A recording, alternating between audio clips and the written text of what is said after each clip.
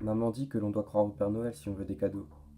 Mais des fois c'est difficile, comme quand je vois dans le centre commercial un Père Noël totalement différent de celui de l'année dernière. Et si je pose la question à maman, elle me répond tout le temps de ne pas parler de ça.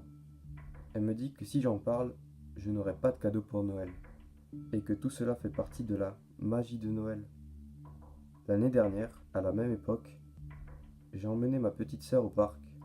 Je faisais une bataille de boules de neige avec mes copains pendant qu'elle faisait un bonhomme de neige. Nous avons vu le Père Noël au parc. Il est venu vers nous et il nous a donné à chacun un petit cadeau.